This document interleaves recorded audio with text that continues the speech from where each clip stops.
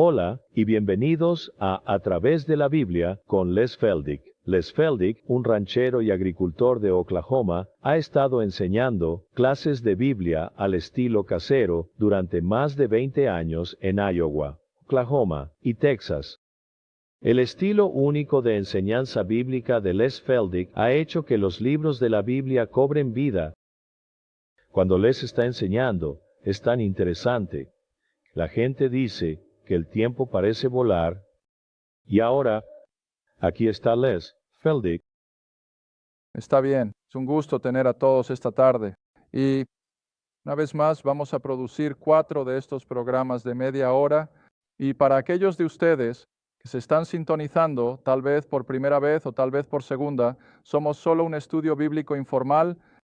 No estamos asociados con ningún grupo en particular y no tenemos ningún interés oculto. Y como he dicho tan a menudo mientras hemos enseñado, estas lecciones a lo largo de los años no estamos tratando de forzar a la gente a que venga de un grupo a otro. Todo lo que pedimos es que te sumerjas en el libro y aprendas a leerlo. Y como dijo un oyente por teléfono justo esta mañana desde International Falls, Minnesota, él dijo, Les dijo, me has enseñado que no puedes simplemente leer la Biblia a menos que la estudies. Y simplemente no puedo enfatizar eso. Que si alguna vez desarrollas un amor por la lectura de la palabra no es suficiente, terminarás estudiándola. Y por supuesto, eso es lo que dice la Escritura, estudia para presentarte aprobado ante Dios y así. Nos gusta que la gente sepa que eso es todo lo que estamos tratando de hacer. Simplemente enfatizar el estudio de la palabra de Dios. No tenemos una organización ni nada por el estilo y Dios sabe que no estamos en esto por ninguna compensación financiera. Solo tenemos un corazón para que la gente sea enseñado de la palabra y estamos descubriendo. Así que muchas personas ahora están llevando esto a varias áreas, iglesias, estudios bíblicos en casa y lo que sea, y están involucrando a la gente en el estudio de su propia Biblia. Ahora, para aquellos de ustedes que puedan estar interesados, todos nuestros programas anteriores, ahora hay un montón de ellos, están disponibles en video, audio o en los pequeños libros impresos que ves en la pantalla. Y si estás interesado en algo de eso, llámanos y te haremos llegar la información. Está bien ahora, en lugar de ir directamente a Gálatas, porque después de todo terminamos con 2 Corintios en nuestra última grabación y simplemente recibimos tantas solicitudes y comentarios sobre nuestra línea de tiempo y por supuesto ya había experimentado eso incluso antes de que saliéramos en televisión, donde la gente de mi clase local decía, bueno, si alguna vez has hecho algo para abrir la Biblia, es usar la línea de tiempo y así, en respuesta a esas solicitudes, pensé que podríamos desviarnos al menos por un programa y revisar una vez más la línea de tiempo y cómo todo se desarrolla, y cómo todo encaja, y cómo todo descansa en aquello que ha venido antes, y así. En consecuencia, es difícil entender la era de la iglesia y por qué Dios está tratando con nosotros de la manera en que lo hace, a menos que veamos de dónde todo comenzó, nunca lo olvidaré. Hace años y lo he usado una y otra vez en mis clases de Oklahoma y el caballero involucrado ve el programa y asiente con la cabeza y sonríe cuando hablo de eso. Pero un día vino al rancho después. Había estado recogiendo heno todo el día y estaba cansado y eran alrededor de las 10:30 por la noche y él se me acercó y se presentó y dijo, dime, ¿quién en el mundo es Jesucristo? Ahora, en ese momento me dejó impactado y pensé, ¿cómo podría alguien hacer una pregunta así? Pero ahora, 5 o 6 años después de eso, todo lo que pregunto es, ¿por qué más personas no hacen esa misma pregunta? Porque la mayoría de la gente no sabe quién es, o saben que nació en Belén y saben que pasó por una crucifixión, pero para realmente saber quién es Cristo y cómo apareció en la escena, demasiadas personas no tienen ni idea. Bueno, esa noche, cuando nos sentamos en nuestra mesa de cocina, como escribió una persona, vaya, debe ser una mesa de cocina impresionante. Bueno, sí lo es. Es solo una vieja mesa redonda de roble, pero vaya, hemos llevado a muchas personas al Señor allí y así. trajimos, pusimos la cafetera y eso fue lo que hice. Simplemente comencé con él, con esta línea de tiempo. Y por eso lo comparto con la gente. Si quieres tener la oportunidad de interesar a alguien en la palabra de Dios, aprende a usar la línea de tiempo.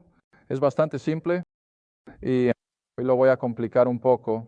Al mostrar la diferencia entre lo que los discípulos entendían y lo que los primeros creyentes judíos entendían, en comparación con lo que tú y yo ahora entendemos como creyentes de la era de la iglesia, porque Dios interrumpió su programa original para la nación de Israel y se volvió hacia los gentiles en su lugar.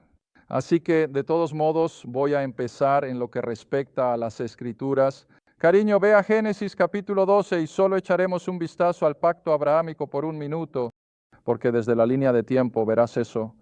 Si Adán fue creado en 4004 y la mayoría de los cronologistas están bastante de acuerdo en eso, entonces desde Adán hasta el llamado de Abraham, o Abraham como se le conocía primero en Génesis 12, cubre 2000 años. Ahora no pongo mucho énfasis en eso en esta media hora en particular, porque 11 capítulos de Génesis cubren esos primeros 2000 años. Y luego llegas a Génesis 12, y ahora aquí es donde vamos a leer un momento, y tenemos ese pacto que Dios hizo con Abraham, salido de Ur de los Caldeos, así que él era sirio. Eso sacude a la gente. Ellos piensan que Abraham era judío. Bueno, no podría haber sido. Los judíos aún eran desconocidos. Así que él era sirio, pero Dios hizo un pacto especial con él. Y aquí está en Génesis 12, versículo 1. Ahora el Señor había dicho en el capítulo 11 a Abraham: sal de tu país y de tu parentela y de la casa de tu padre a una tierra que te mostraré. En futuro, y yo haré, dice Dios, en futuro haré de ti una gran nación. Te bendeciré, haré grande tu nombre y serás una bendición. Bendeciré a los que te bendicen y maldeciré a los que te maldicen. Y en ti, en otras palabras, a través de una línea de personas que vendrían de este hombre, todas las familias de la tierra serían bendecidas. Ahora, por supuesto, este pacto abrahámico se le da al hombre que será el padre.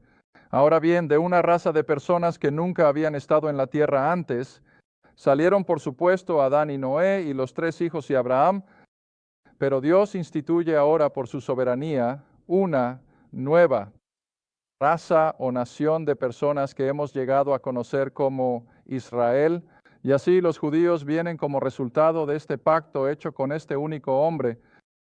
Y este pacto promete una nación de personas y se implica que no puedes tener una nación de personas funcionando y operando a menos que estén en su propia área geográfica, su tierra natal. Y eso se implica, bueno, de nuevo se implica que si tienes una nación de personas y están en un área geográfica, no puedes tener ley y orden, no puedes tener una economía a menos que tengas un gobierno. Y así, esos son los 3 principios principales del pacto abrahámico, que Dios hará de este único hombre una nación de personas. Él los pondrá en su propia área geográfica de tierra y luego, en algún día futuro, él y la persona de Dios en la carne serían su rey. Y esa, por supuesto, es la promesa del Mesías. Y el Redentor, ahora, tengo en la pizarra. Espero que puedas leerlo a través de la cámara, al menos eso, con la llamada de Abraham en el 2000 antes de Cristo. Y Dios ha estado tratando ahora durante los próximos 2000 años hasta la primera venida de Cristo solo con los judíos. Y por supuesto, siempre he dicho en el pasado, con excepciones, pero en esta línea de tiempo he llamado a todo este periodo de tiempo desde Abraham hasta... Llegamos aquí a la era de la iglesia cuando se interrumpe. Llamamos a esto el tiempo de la profecía, el programa de los profetas o el programa del Antiguo Testamento. Y luego vamos a ver cómo fue interrumpido, pero cuando digo que es un programa de profecía, quiero que pases la página en tu Antiguo Testamento. 1 minuto para el capítulo 15, Génesis 15. Y siempre me gusta hacer estas cosas lo más claras posible. La profecía, la verdadera profecía, que es predecir el futuro, por supuesto, como entendemos en el Antiguo Testamento, es casi siempre tal vez no siempre, pero casi siempre, cada vez que Dios hacía una promesa, la ponía en un marco de tiempo. Ahora, así de explícito es Dios cuando puede predecir el futuro. Él nombrará el día y nombrará el número de años que estarán involucrados en esa profecía en particular. Está bien, ahora en Génesis 15, Abraham ha llegado y está listo para comenzar la naturaleza física de la tierra. Él va a tener hijos. El primero, por supuesto, no fue de acuerdo al plan de Dios, Israel, pero sin embargo, en Génesis 15, aquí tenemos lo que estoy llamando un verdadero ejemplo de verdadera profecía, y eso está en el versículo 13, Génesis 15, versículo 13. Y él, que es el Señor o Dios, le dijo a Abraham, sabe con certeza, me gusta esa palabra, certeza. ¿Sabes lo que eso significa? Oye, a suceder, va a suceder. Sabe con certeza que tu simiente, su descendencia, la nación que va a surgir de esta promesa del pacto, que tu simiente será extranjera en una tierra que no es suya. Ahora, ¿ves el elemento profético? Tu descendencia va a ser. Entonces, ¿qué está diciendo Dios? Algo en el futuro, ¿ves? Y así tu simiente será en futuro un extraño en una tierra que no es suya. No van a estar en la tierra prometida, van a estar en otro lugar. Y por supuesto sabemos que fue Egipto y les servirán, van a caer en la esclavitud. Ahora, aquí viene el elemento temporal, ¿ves? Y los afligirán o van a ser afligidos durante 400 años. ¿Ves eso? Ahora Dios está haciendo una profecía de que esta nación que surge de este hombre, Abraham, va a terminar en una tierra que no es la suya, que ahora sabemos que es Egipto, y van a estar bajo esclavitud, pero va a abarcar un periodo de 400 años. ¿Ves qué claro es eso? Ahora, así es como siempre funciona la profecía. Está bien, ahora, según mi cronología, por supuesto, una vez que pasamos los primeros 11 capítulos, que son Adán, el diluvio y la torre de Babel, ahora viene el llamado de Abraham y la aparición de la nación de Israel. Y luego llegamos 500 años después de eso a Moisés y la experiencia del Éxodo y la ley. Y luego tenemos a todos los demás escritores del Antiguo Testamento, los profetas, los salmos y todo lo demás. Y todo ahora está proféticamente mirando hacia adelante y prometiendo lo que llamamos el primer advenimiento de Cristo. En otras palabras, su nacimiento en Belén, donde vino a la nación de Israel. Está bien, ahora entonces, solo para retomar lo que siempre me gusta llamar el esquema de este programa de los profetas o del Antiguo Testamento, es el Salmo capítulo 2. Salmos capítulo 2. Ahora, gran parte de esto es repetición, incluso para muchos de nuestros televidentes, pero por otro lado, tenemos a muchos de ellos en los que confiamos que han estado viendo el programa desde hace tiempo. Hemos tenido algo de esto. Así que en Salmos capítulo 2, y esto es lo que yo llamo a esto el esquema del programa profético. Y podríamos tomar los primeros 4 o 5 versículos completos porque son cortos, porque los gentiles. Ahora recuerden en el lenguaje del Antiguo Testamento e incluso en el Nuevo, cualquiera que no fuera judío, nacido de Isaac, Jacob, los 12 hijos, cualquiera que no sea así se llama gentil o goyim, o se les llama paganos o incircuncisos. Pero aquí la palabra es pagano, entonces, ¿por qué los paganos, los no judíos, los gentiles y el pueblo se están refiriendo ahora a la gente del pacto prometido? Y entonces, ¿por qué tanto judíos como gentiles, todos ellos imaginan cosas vanas? Los reyes de la tierra se establecen y los gobernantes, es decir, de Israel, toman consejo. Que juntos, en otras palabras, aunque el libro de los Hechos culpa a la nación de Israel por crucificar a Cristo, nunca olviden que Roma lo llevó a cabo. Pilato fue quien emitió el decreto para crucificarlo, aunque puede que no le haya gustado hacerlo, y así fue Israel. Los romanos juntos. y se volvieron contra el ungido, que era la otra palabra para Cristo y su mesianismo, y dijeron, rompamos sus ataduras, es decir, las de las divinidades. No dejemos que Dios gobierne en nuestros asuntos y deshagámonos de sus ataduras. En otras palabras, el soberano gobierno de Dios. Rechazaron todo eso, porque después de todo, eso era lo que Cristo había venido a proclamar, que Él era el Rey y estaba listo para establecer el reino. Judíos y gentiles por igual dijeron, de ninguna manera, no permitiremos que este hombre gobierne sobre nosotros. Está bien, entonces el versículo 4, aquí está la respuesta de Dios, el Padre en el cielo, y el que está sentado en los cielos se reirá, y el Señor se burlará de ellos, de las naciones del mundo y de Israel. Y luego el versículo 5, ¿cuál es la primera palabra? Entonces, mira, ahora eso no es un tiempo específico de 6 meses o un año, pero sin embargo, habría un elemento de tiempo definitivo entre su crucifixión y el siguiente evento en la línea de tiempo o en el programa de los profetas del Antiguo Testamento. Y esa no es una imagen bonita. ¿Y qué es su ira? ¿Ves? La ira de Dios. Y Él los atormentará, es decir, a las naciones del mundo y a Israel en particular, los atormentará en su gran desagrado. ¿Esa es la tribulación?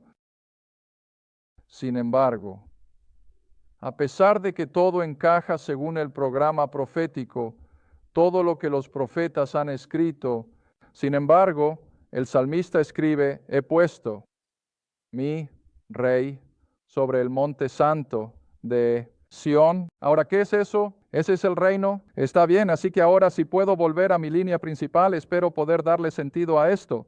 Abraham en el 2000, durante todos esos años hasta su primera venida, fue principalmente, no exclusivamente por supuesto, pero principalmente Dios tratando solo con la nación de Israel.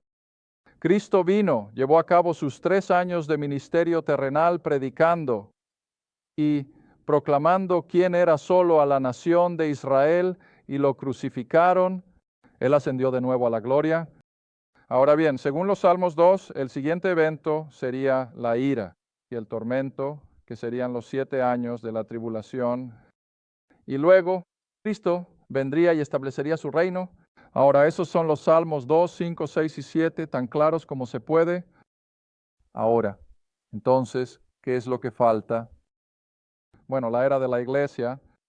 No hay una palabra en el Antiguo Testamento sobre la era de la iglesia. No hay una palabra en los evangelios que Dios se volvería hacia los gentiles y llamaría de ellos un cuerpo. De Cristo, de judíos y gentiles, no hay una palabra. Pero el Antiguo Testamento solo estaba anticipando esta línea principal, que Cristo vendría, sufriría, moriría, resucitaría de entre los muertos, y luego la ira de Dios caería y entonces se establecería el reino. ¿Y ves? Es así. Obvio. Y de hecho, ahora déjame mostrarte cuán obvio es realmente que Pedro no tenía ningún concepto de algo diferente a esta línea de tiempo del Antiguo Testamento. En Hechos capítulo 2, en Hechos capítulo 2. En el muy significativo día de Pentecostés, Hechos capítulo 2, el muy significativo día de Pentecostés. Y los han acusado, ya sabes, de empezar a beber un poco demasiado temprano en la mañana. Y así para las 9 en punto estaban borrachos. Bueno, no sé cómo en el mundo podrían acusar a alguien que estaba hablando en idiomas que todos podían entender de estar borracho.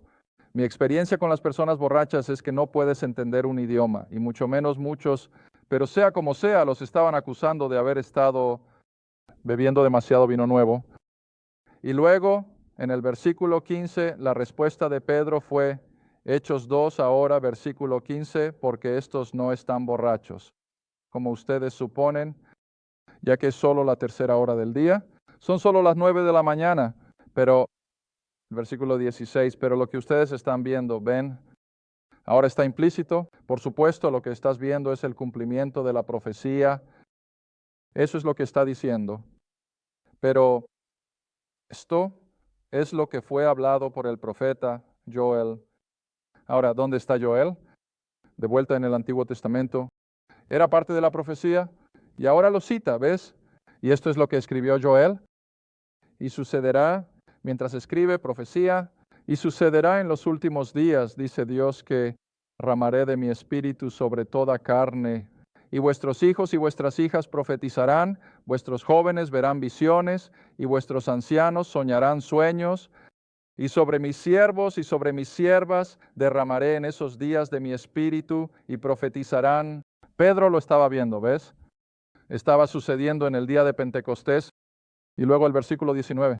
Pedro debería haber parado justo ahí si hubiera sabido que Israel iba a entrar en una dispersión. Y Dios iba a dirigirse a Juan. Debería haber parado justo ahí, pero no lo hizo.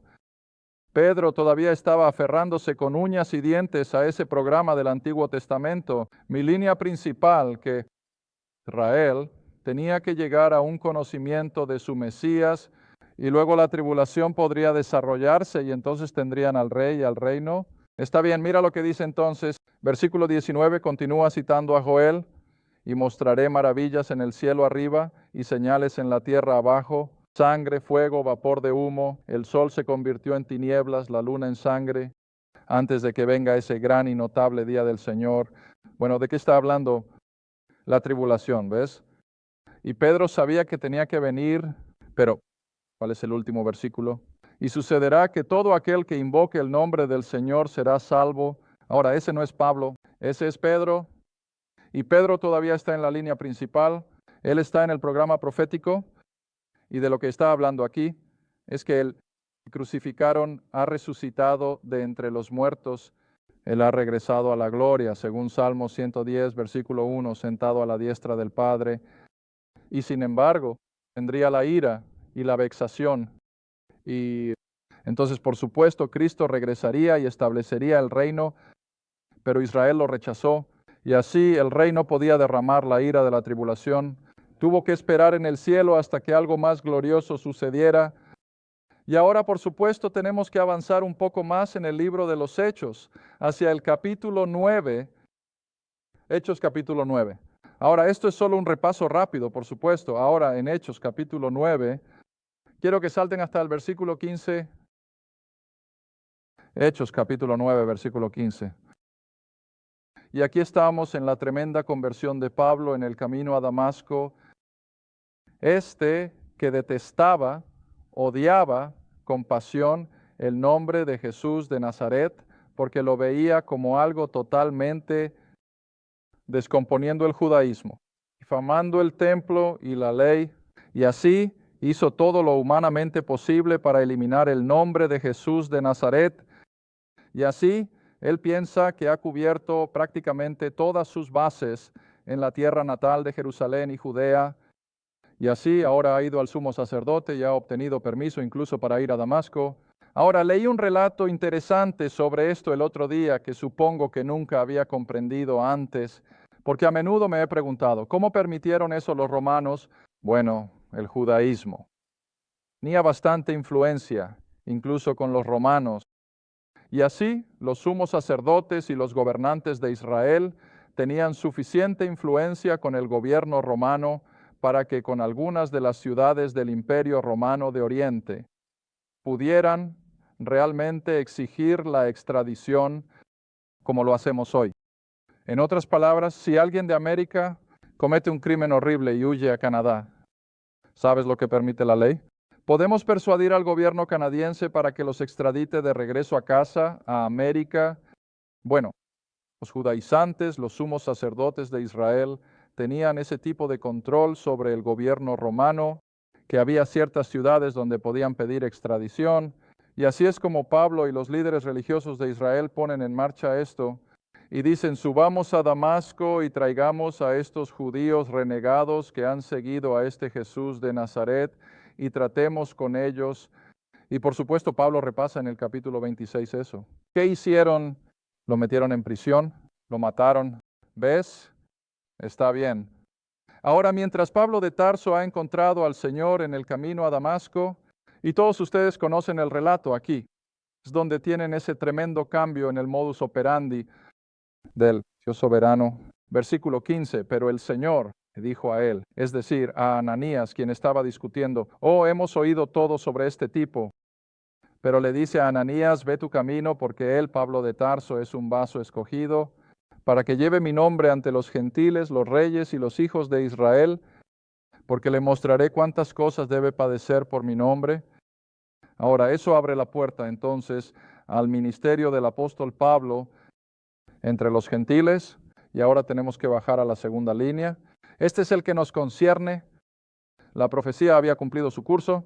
Cristo vino según la profecía, fue rechazado, fue crucificado, pero ahora, de repente, con el continuo rechazo de Israel, el programa profético solo para judíos ha llegado a un alto total y el reloj de Dios se detuvo, y por eso borré la línea en este paréntesis.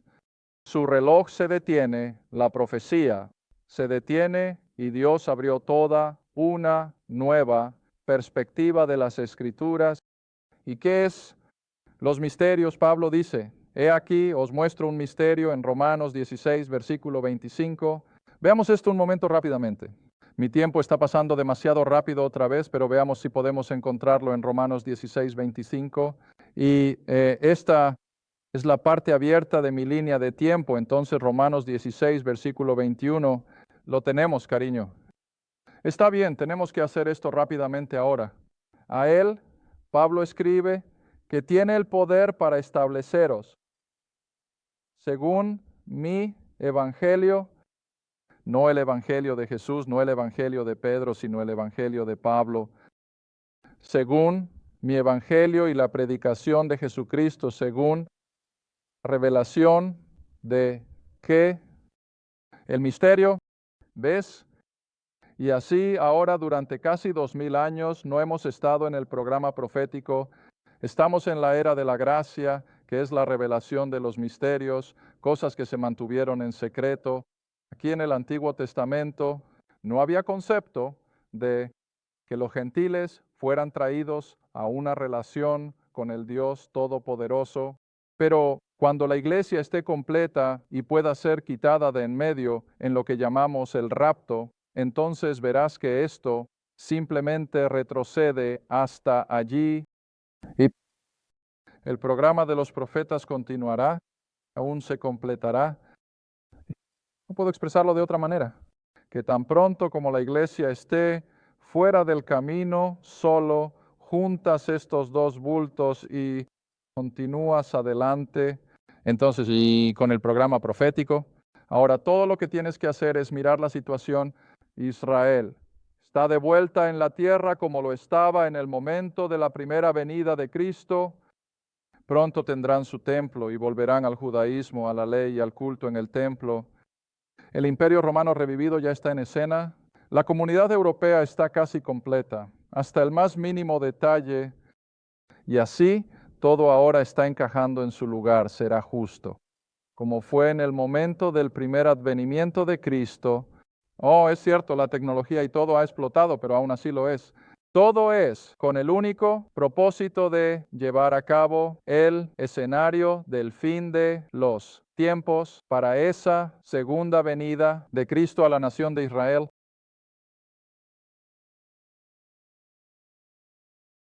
De la historia de Cristo. La nación de Israel.